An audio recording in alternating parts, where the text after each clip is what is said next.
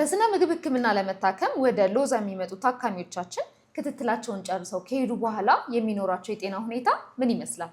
እስቲ ዛሬ ግርማ ስለሚባሉ ታካሚያችን እናውራ። እኚህ ታካሚያችን ወደ ማዕከላችን ሲመጡ የስኳር፣ ደም ግፊትና የተጋነነ ክብደት ነበራቸው። ኪሏቸው 68 ኪሎ ግራም፣ የ3 ወር የስኳር ክምችታቸው 6.7፣ ደም ግፊታቸው ደግሞ 150 በ80 ነበር። ታዲያ በነበራቸው የስነ ምግብ ህክምናና በየወሩ ባደረጉት ክትትል መሰረት ግፊታቸው ከ150 በ80 ወደ 120 በ70፣ ክብደታቸው ከ68 ኪሎ ግራም ወደ 58 ኪሎ ግራም፣ የ3 ወር ክምችታቸው ደግሞ ከ6.7 ወደ 4.8 ዝቅ ብሏል።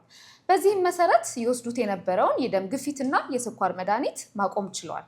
ታዲያ አቶ ግርማ በሎዛ የስነ ምግብ ህክምናቸውን ከጨረሱ ዓመት ያለፋቸው ቢሆንም ወደ ማዕከላችን በመምጣት በላቦራቶሪ ምርመራ ያሉበትን የጤና ሁኔታ የሚከታተሉ ሲሆን መጨረሻ በተደረገላቸው ምርመራ የ3 ወር ክምችታቸው 4.8 ሲሆን በአጠቃላይ ጥሩ የጤና ሁኔታ ላይ ይገኛሉ።